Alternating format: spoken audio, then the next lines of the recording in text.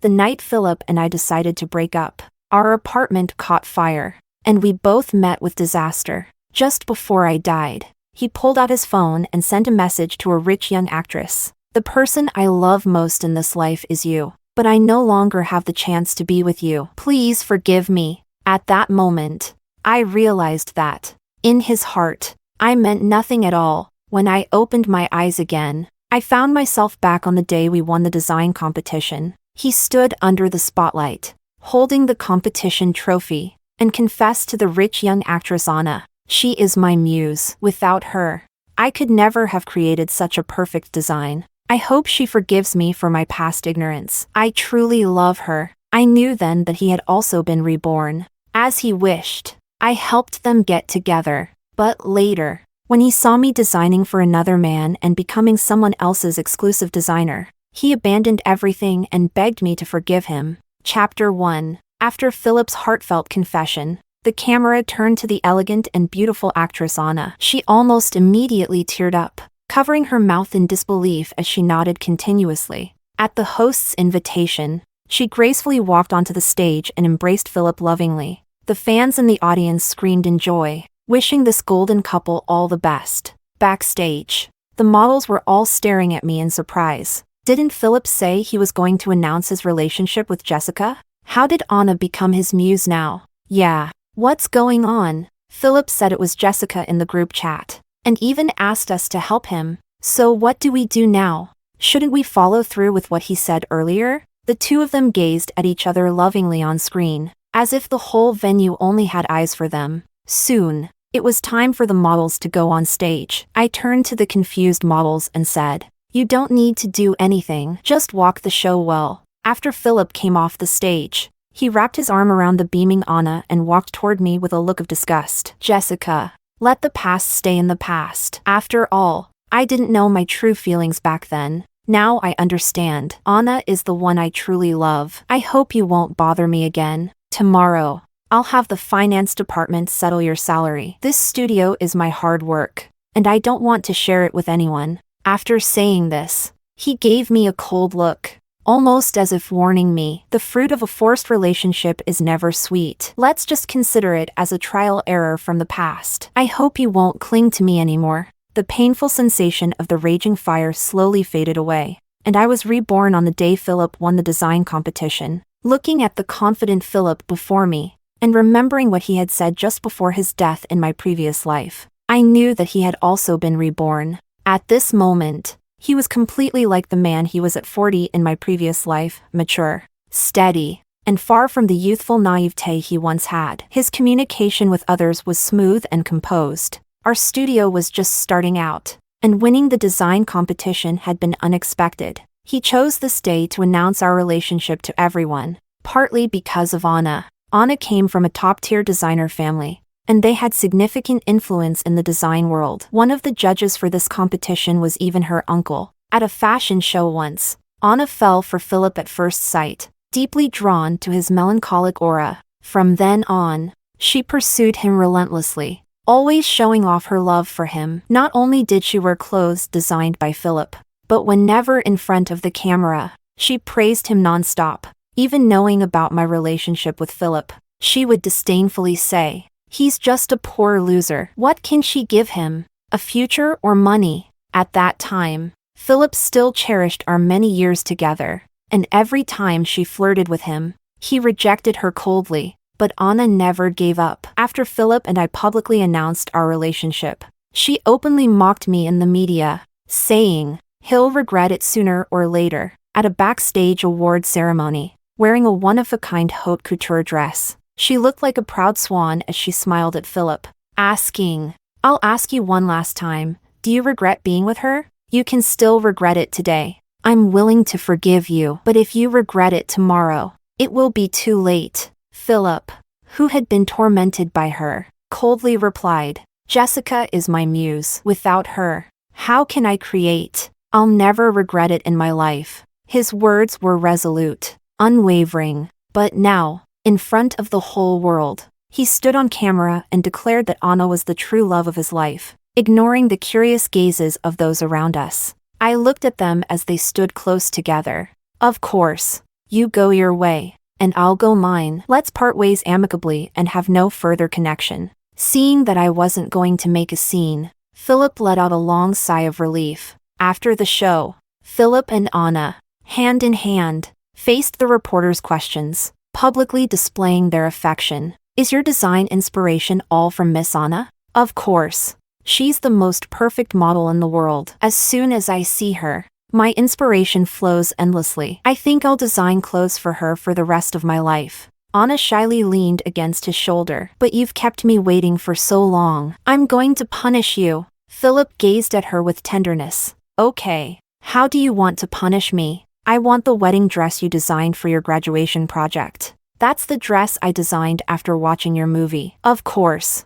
I'll give it to you. Chapter 2. The video quickly spread to every corner of the world, and the trending topic of the perfect couple remained at the top of every headline. My phone buzzed incessantly, and when I opened it, I found a series of furious voice messages from my best friend. Has Philip completely lost his mind? That wedding dress was based on your designs, and he just made a few tweaks and called it his own? He didn't even know who Anna was back then, and now he designs for her? Such a scoundrel! You're better off without him. You sacrificed everything for him. And most of those designs were revisions you made. How shameless. My friend sent a dozen voice messages and then followed up with over 20 pictures of handsome men. Don't worry, girl. Back in the day, guys lined up to chase you from school all the way to France. Why hang on to that crooked tree? I laughed as I listened to her vent her anger at Philip and told her that, honestly, I no longer loved him. Leaving him was my blessing. Looking back, Philip and I were once the golden couple of the design school, gifted, hardworking, and visually perfect together. It seemed natural for us to end up together, becoming the envy of everyone in the department. But after graduation, we realized how harsh reality could be. Talent alone wasn't enough. Our work wasn't appreciated. The things we made couldn't sell, and we often struggled to make ends meet. I did every job imaginable to let him focus on his designs. I worked as a singer in nightclubs, dealing with drunk men harassing me. I played the piano in restaurants while being pelted with money by nouveau riche customers, who told me they'd buy me for the night. I couldn't afford taxis, so I walked home on snowy nights, my hands and feet covered in frostbite. But I never complained. I willingly sacrificed everything for his dream. However, even when our lives started to improve, every time we faced a challenge, he would lament, if only I had a benefactor to help me. I really regret it. By that time, Anna had become a world-renowned supermodel, strutting on every major runway in the clothes of top designers. She was bold and dazzling, and every show video Philip would watch repeatedly. When I discovered this, he claimed he was just looking for inspiration. Later, he began to make excuses to get closer to Anna. She, too, seemed to have an intense desire to conquer him. The two of them quickly hit it off, and he frequently visited Anna's villa, where they shared intimate moments. To salvage her own image, Anna sent me videos of the two of them together. Naturally, I confronted him, but he responded coldly, saying that we weren't even married, and he wouldn't stop me from finding another man or pursuing a better future. Seeing his indifferent attitude, so far removed from the connection we once shared, I decided to break up with him. At first, he didn't agree, especially since so much of his work relied on me. But in the end, after my persistence, he reluctantly gave in. While I was packing my things, he leaned against the doorframe, sneering, "What's the use of talent? You've never seen a mansion this big, never tasted wine this expensive." Being with her, I finally realized how vast the world is. There's so much I haven't seen, but it's not too late to experience it now. People like you, with your fake sense of nobility, can only talk about not bowing for money. You'll never understand what it's like in the upper echelons of society. Looking at his smug expression, I couldn't help but feel I had been blind. How had I failed to see his foolish side? His so-called upper-class life was just a reliance on others. And he didn't realize that without his own strength, even the most glamorous things were nothing more than a fleeting dream. In the end, it would all come to a tragic end. Chapter 3. After the design competition concluded, a celebratory banquet was held. The event was star-studded, with both business elites and renowned designers in attendance. Fresh off their victory in the competition, Philip and Anna were, unsurprisingly, the center of attention at the entire gala. Under the spotlight, Anna, dressed in an elegant evening gown, resembled a graceful swan, while Philip stood by her side as her most loyal knight. Everyone around them praised them as the perfect couple, a match made in heaven. Encouraged by the crowd, the two of them took to the dance floor, swirling gracefully in each other's arms. When the music ended, thunderous applause filled the room. They moved effortlessly through the crowd, exchanging pleasantries with various influential figures. I've never liked such extravagant, indulgent gatherings, so I found a quiet corner and waited for the event to end. But for some reason, Anna spotted me. She strutted up to me, practically flaunting her victory, her arm linked with Philip's. She handed me a glass of wine and said with a smug smile, "Jessica, I suppose you've never attended such a high-class event before, right? Not quite used to it, I bet." I coldly stared at the glass, but I didn't take it. Philip scoffed and mocked. "She's allergic to alcohol. She's naturally not suited for this kind of party. But don't worry, you won't have this opportunity again." Anna seemed to realize something, laughing and covering her mouth. "I'm just afraid that people like her, from such humble backgrounds, might get addicted to luxury if they ever see it up close. I've also heard that people who are allergic to alcohol have probably never had any good wine. The wine at this banquet was specially imported from France." With that, she took a good look at me from head to toe, her gaze dripping with contempt. "It's worth far more than the dress you're wearing. Maybe if you drink it, you won't be allergic after all. Anyway, you'll never be able to afford it again, so you might as well enjoy the breeze while you can." As soon as those words left her mouth, the people around us couldn't help but burst into laughter, their eyes full of mockery. I couldn't be bothered to play along with their little drama or waste any more words on them. I tried to walk past Anna and leave. Just then, the doors to the banquet hall suddenly opened. Everyone turned to look, and a tall man with long legs walked in leisurely. Immediately, I felt the people around me seem to hold their breath. The man wore a perfectly tailored suit, his cold, sharp face showing an expression of barely concealed impatience. He exuded a chilling aura of someone who wanted to be left alone. "Why is Chairman Han here? Isn't he known for avoiding events like these?" "Not just that. I heard his temper is terrible. He's notorious for being bossy and unreasonable. There were even reports of someone persistently trying to invite him to an event, and he ended up kicking that person out of his house, cutting off their investment. He inherited the Han family business when he was in his 20s and now controls a vast empire. It's understandable that he's a bit temperamental. Plus, he's one of the largest investors in this competition, so it's not surprising that he's attending the banquet." It was then that I realized who he was. Angelo. The organizer of the competition looked shocked for a moment but quickly recovered and went up to greet him with an ingratiating smile. Angelo glanced at our side of the room briefly. I didn't know why, but I had the feeling that his gaze seemed strangely familiar. Anna scoffed and, swirling her wine glass, taunted, "Already moving on so quickly? But he already has someone he likes. If you think you can just chase after him, well, your fate might end up like that naive little star, getting beaten to a pulp by his bodyguards." I didn't bother with her mocking tone, turning instead to walk toward the small garden behind the venue. The evening breeze brushed against my face, and I savored the peaceful solitude. Just as I was enjoying my alone time, the door behind me suddenly opened. I heard the sound of steady footsteps from someone wearing leather shoes. I thought it was Philip, so I turned around, about to say something impatiently, but before I could, I collided with someone's chest. The faint scent of men's cologne lingered around me. I looked up, and to my surprise, it was Angelo. His aloof, handsome face, combined with the dim lighting, gave him a somewhat distant and forbidding aura. He was looking down at me, his eyes filled with an unspoken mischievous glint. Realizing I was still pressed against his chest, I hurriedly tried to push myself away. But in the next moment, my wine splashed across his expensive suit, soaking a large patch of it. Yet, Angelo didn't seem to care. His expression remained unreadable as he lowered his voice in a deep, sensual tone. "I heard you broke up." Chapter 4. There was an undeniable authority in his tone, as if rejection wasn't an option. Seeing that I didn't answer, he took another step closer, almost trapping me in his arms. His face wore a sly grin as he bent down to whisper in my ear, his breath hot against my skin, sending a shiver through me. When he noticed my cheeks turning red from the nervousness, he chuckled softly. "So, you're single now?"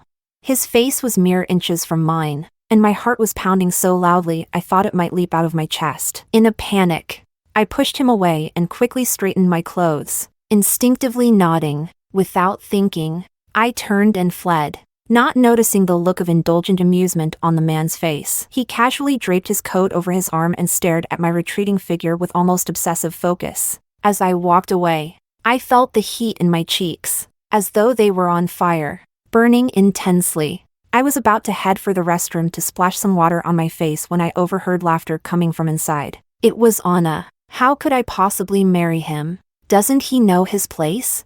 Then why are you chasing him? Anna scoffed. I just don't want to lose. That's all. Losing to someone like her? How could I accept that? Though he's quite handsome, I suppose it wouldn't hurt to have some fun. After all, you can't find someone like him outside. They both laughed. And that was when I realized that for Philip, the bright future he had painted was nothing more than a shallow illusion. What are you doing here? A familiar voice interrupted my thoughts. I turned to see Philip, his face dark with anger. Jessica, can't you leave me alone? How long do you plan on pestering me? Hearing his voice, Anna and her friend quickly exited the restroom. Anna's face showed a fleeting moment of embarrassment, and she awkwardly asked, "Philip, what are you doing here? I had someone prepare a hangover soup for you. I was just coming to see if you wanted some, and instead, I find you sneaking around, doing who knows what." Anna, relieved that Philip hadn't overheard her words, immediately took advantage of the situation. She proudly wrapped her arm around his. "Jessica, if you want to hear me talk, you can do it openly. No need to sneak around like this. Are you trying to cause trouble between Philip and me?" She then looked up at Philip with a pitiful expression. "Philip, please don't listen to her. Leave me and go." Philip gently patted Anna's head, his voice full of affection. "How could I? I love you more than anything." Then, he turned his gaze toward me, scoffing. "Jessica, do you really think I'm a fool? You'll do anything to get what you want." As he spoke, his eyes fell on the wine stain on my dress, and he frowned in disgust. "Have you never seen good things before? Is that why you feel the need to gobble up everything? You really are a disgrace, ruining your dress and not even bothering to change." Anna quickly jumped in with a sneer. "She'll never be able to afford anything here. How could she have a spare dress?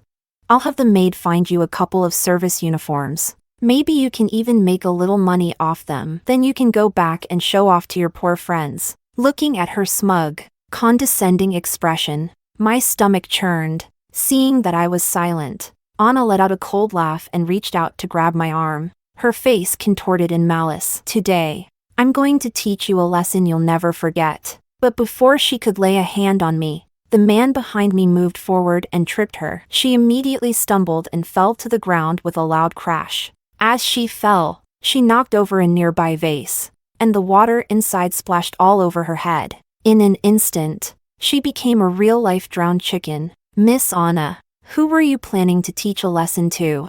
Chapter 5. Are you looking for death? Do you know who I am? Anna pushed the wet hair off her face and, upon seeing who stood in front of her, her words caught in her throat. Her fury disappeared in an instant, replaced by a mix of embarrassment and discomfort. As Philip moved to help her, Anna deliberately distanced herself from him. She then looked at Angelo with eyes filled with longing and spoke sweetly. "Chairman Han, you misunderstood. This bitch eavesdropped on my conversation and is trying to sow discord. I only want her to apologize." After saying this, she shot me a venomous glare, her voice dripping with warning. "Isn't that right, Miss Jessica?" "Oh." A flicker of mockery flashed in Angelo's deep eyes. He put his hands in his pockets and walked up to my side, positioning himself in a completely possessive stance, shielding me behind him. I clearly saw the jealousy and fury on Anna's face. She practically ground her teeth as she spat.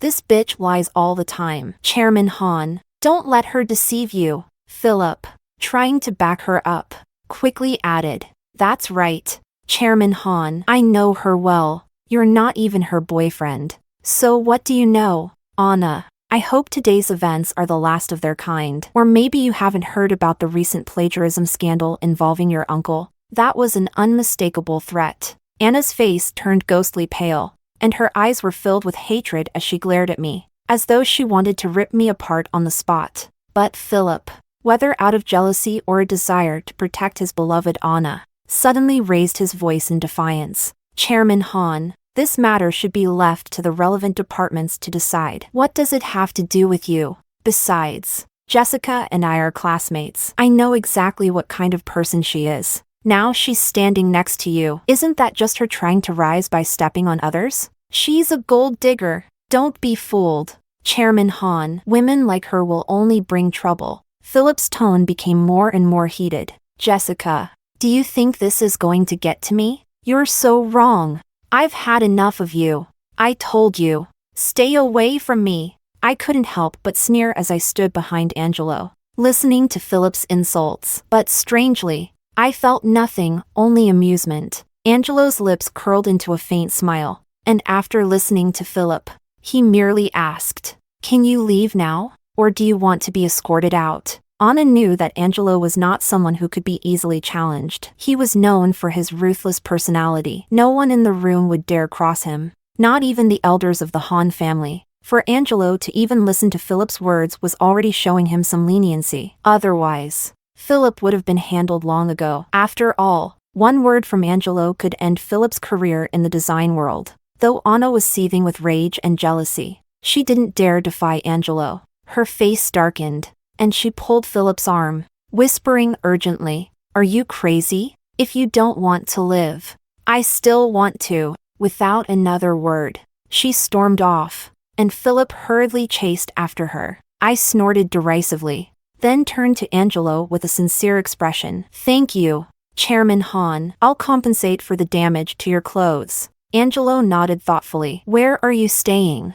I'll wait for you. I hadn't actually considered that. In the past life, these things were all arranged by Philip, and I had no prior knowledge. Now, however, the hotel here was outrageously expensive, and there was no way I could afford it. But it was already late, and the nearest hotels were likely miles away. A feeling of frustration crossed my face as I silently scolded myself for not having had Philip settle the bill right there and then. Noticing my hesitation, Angelo smiled gently, and a hint of indulgence showed in his deep, captivating eyes. Under the dim lights, he looked even more exquisite, like the most perfect creation in the world. If only he could be my model. Chapter 6. When that delusional thought crossed my mind, it almost made me laugh in frustration. Here I was, still thinking about work in the middle of everything happening. Angelo tilted his head. What are you thinking about? Nothing. Nothing at all. He casually responded with an "oh,"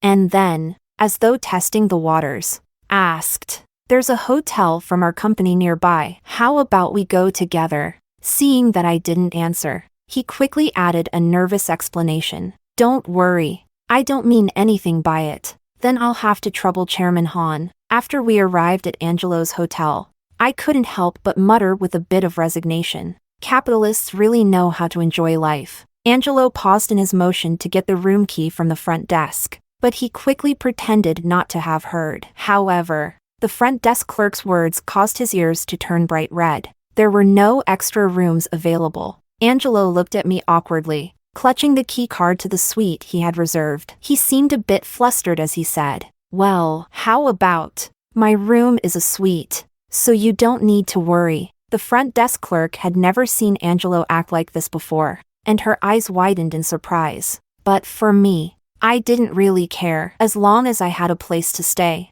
I was grateful. Once we returned to the room, Angelo went straight to the bathroom to shower. That's when I remembered that I had heard before that he had a very serious case of obsessive cleanliness. But it seemed like he wasn't as cold and unapproachable as I had imagined. While thinking about how to thank him later, I took a bottle of red wine from the small fridge, went out to the balcony, and stood there gazing at the bright night sky. I took a large gulp of wine. It was at that moment that I truly felt like I was living again. No matter what. This time around, I couldn't tie my fate to a man. Lost in thought, I suddenly heard a soft voice behind me. Aren't you supposed to be allergic to alcohol? Angelo was wrapped in a bath towel, water droplets running down his abs in slow, glistening trails. Maybe it was the alcohol, but my face immediately turned bright red. I quickly turned around, stammering, I just had a little. It's no big deal. I didn't even notice why he knew about my alcohol allergy. Angelo froze for a moment as he was drying his hair. Seems like I made a mistake. Perhaps it was the atmosphere that was thick with tension. I tried to change the subject. Well, we won't make your girlfriend misunderstand,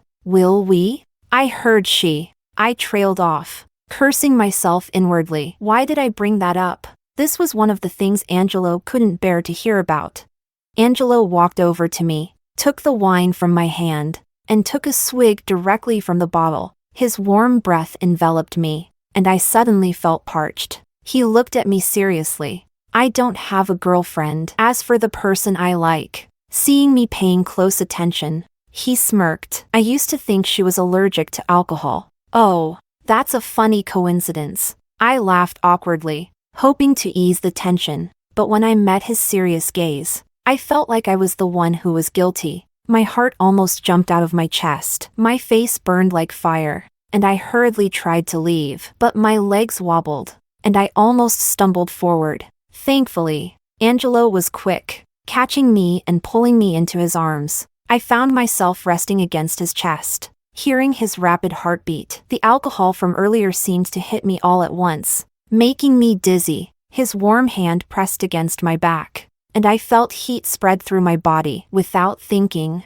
I instinctively raised my hand and kissed his lips. The night was full of uncertainty and turbulence. It seems the rumors were wrong. His feelings weren't just unrequited love. It was more like he had the heart of someone wanting to be a third party. Chapter 7. The next day, I woke up, holding my waist. The room was empty, so I quickly tidied up and was about to leave when I bumped into Angelo. He gestured to the bags of luxury goods in his hands. Your clothes were dirty, so I took the liberty of buying all this. I didn't have them delivered because I saw you were still asleep. My clothes did indeed have all sorts of smells on them, and since we'd already been intimate, I didn't act coy. I casually picked a simple outfit and changed in the wardrobe. Angelo personally drove me to the airport, and just before I got out of the car, he waved his phone at me. Add me on WeChat? I still have some things to take care of, so I'll be back in a few days. He tapped his fingers rhythmically on the steering wheel, his gaze full of insinuation. I had heard him mumbling some vague things yesterday, so I naturally understood what he meant. Without thinking, I smiled. Sure, Angelo had booked me a first-class ticket. Of course. What I didn't expect was to run into Anna and Philip here. I was about to ignore them, but Philip blocked my way. Why did you go with Angelo yesterday? He looked at my clothes and the marks on my neck, his face darkening. Jessica, are you really so cheap that you've learned to be a mistress for the rich now? I scoffed. What does it have to do with you? If I remember correctly, we broke up yesterday. What? You still want to have your cake and eat it too? Anna's expression also shifted. Frowning, she can go to the hotel with whoever she wants. Why do you care so much? Angelo just uses her as a tool. Does anyone really think he'll fall for her? Or are you still holding on to feelings for her? Philip quickly grabbed Anna's arm, coaxing her gently. I'm just warning her. I have no feelings for a woman like that. With that, he turned coldly toward me. Don't get the wrong idea. I just can't stand people who degrade themselves like this. I sneered. Mind your own business. Ignoring the anger in his eyes, I turned and walked away. Just because he wanted to play the role of a gold digger doesn't mean everyone else is like him. After returning to the country, with Anna's help, Philip quickly rose to become a top-tier designer, and asking him for a design sketch now cost millions. As his success grew, he became more arrogant, even announcing without prior notice that he and Anna were getting married. When I heard this news, I was at Angelo's mansion, taking measurements for him. His hand rested a bit too intimately on my waist. How about I give you a big gift for your birthday? I assumed it was just some luxury item or a car or something. So I casually nodded. Anything's fine, but I don't like flashy things. For the past 6 months, I had buried myself in the study, drawing plans in preparation for an upcoming world-class competition, completely unaware of what Angelo had been up to. Angelo scheduled the perfume launch for my birthday, and he even invited Philip and Anna. Not long ago, Philip had announced publicly that he was going to marry Anna, which had caused Anna's family to rush to deny it that same night, leaving Philip in a terrible mood. Backstage at the launch event, when Philip saw me tiptoeing to help Angelo fix his tie, his face turned even darker. But no one dared to offend Angelo, so they all just forced smiles and exchanged pleasantries. Chairman Han's custom fragrance is really fresh and elegant. Quite refreshing. Yes, it's specially made for Jessica. Aw, I haven't seen that suit Chairman Han's wearing before. Is it from a famous designer? Could you introduce me? It's Jessica's design. Can't you tell? At this point, Angelo's face showed clear impatience, though Philip's eyes burned with fury. He could only laugh awkwardly. Chairman Han, you're really funny. On such an important day, the outfit is crucial. Chairman Han, have you thought about our... Jessica's birthday is indeed an important day. Without caring about Philip's sour expression, Angelo leaned down and kissed me on the cheek, softly saying, I'm going on stage now. Wait for me here. With that, he completely ignored Philip, who was standing there awkwardly, and confidently walked away. Philip was practically gnashing his teeth in anger, huffing, Jessica, I should have known at the airport. You're really shameless. You don't know what shame is. You think you've climbed high now, but does he really plan to marry you? You're nothing but... Before he could finish, I grabbed a glass of red wine and splashed it right into his face. Anna screamed and quickly ducked, and as Philip was about to retaliate, Angelo's bodyguard appeared in front of me. Philip was furious but powerless. I couldn't be bothered to argue with him. Turning my attention to the stage, my thoughts were on what was about to happen. What an incredible gift. So mysterious. Angelo stood on stage but didn't introduce his perfume. Instead, he smiled and apologized. 6 months ago, we held a design competition, but recently I realized the contest was extremely unfair. So today, with the opportunity of this perfume launch, I'd like to clarify something. That is, the winner of our competition, Mr. Philip, plagiarized his design. Furthermore, there were personal connections between the judges and some bribery. Angelo then coldly smirked and displayed all the evidence on the big screen. There were reports analyzing how Philip's designs closely resembled my sketches, along with recordings and videos showing Anna's uncle bribing other judges. There were even photos and videos of Anna bullying and insulting other minor actors on set. The media in the room immediately caught the scent of a major scandal and started snapping photos like crazy. Soon, news of Philip's plagiarism and Anna's bullying spread like wildfire across the internet. Angelo, completely ignoring the terrified Philip in the audience, smiled calmly as he introduced his perfume as if everything was just a minor detail. Before stepping off the stage, he dropped a bombshell. I think I want to get married, though I'm not sure if my girlfriend will agree. This launch is my proposal gift for her, as well as a birthday gift. With that, he paid no attention to the buzz among the reporters and walked off the stage. Do you like it? I've been preparing for a long time. Angelo wiped the tears off my face and smiled as he gently ruffled my hair. At that moment, I didn't know what to say, so I could only nod incessantly. Whether it was defending my honor or standing up for me, I could feel how much he cared for me. Without thinking, I wrapped my arms around Angelo's waist, completely unconcerned with Anna, who was still standing there, pale and shaking, or Philip, who was still frantically making calls to withdraw his designs. Angelo's public declaration was a direct challenge to Anna's family. Their so-called fashion resources were nothing compared to Angelo's vast business empire. As for Philip, without Anna, he was nothing. And those huge cancellation fees? They'd leave him with nothing at all. But what did that have to do with me? He made his choices. Chapter 8. Later, I heard that Anna's family quickly went bankrupt. She, a young lady born with a golden key, ultimately fell into obscurity in the entertainment industry, suffering greatly. Philip, on the other hand, spent his days dodging creditors, hiding everywhere he could. When I won the world-class design competition, I also took a honeymoon with Angelo. I knew being a gold digger had no future. Even though he loved me, I needed skills to stand on my own. After returning to the country, I accepted an invitation from one of the most famous design studios as their design consultant. The last time I saw Philip was in the underground garage of Angelo's company. He looked like someone who had aged decades in just a short time, and I furrowed my brows. Philip was breathing heavily, and when he saw me, his eyes immediately lit up. "Jessica, I really regret it. Will you forgive me?" I sneered. "Philip, don't even say I'm married. Even if I weren't, we still couldn't be together.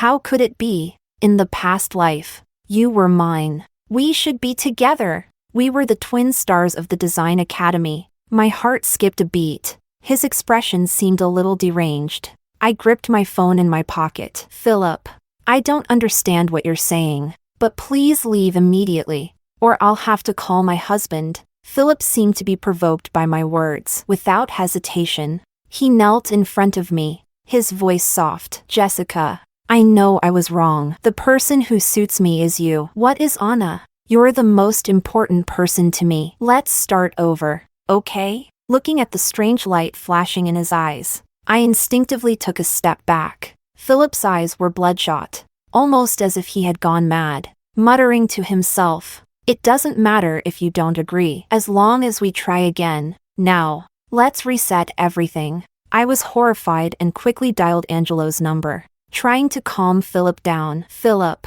don't go crazy. You've already chosen the person you want. She needs you now, doesn't she?" As I tried to step back, I collided with a pillar. Philip pulled a fruit knife out of his pocket. "Do you know? The moment I was reborn happened right at that competition. At that time, I was about to announce our relationship. If everything had gone well, we could have had a stable life. I don't want wealth and fame. I only want you." I was shocked. "Philip, even if we could do it all over again, I would never choose you." Philip, however, seemed to not hear me. Holding the knife, he rushed toward me. I shut my eyes in fear, but there was no pain. When I opened my eyes again, Jiang Husu had kicked Philip away. He staggered and fell to the side. Angelo was frantically checking me over.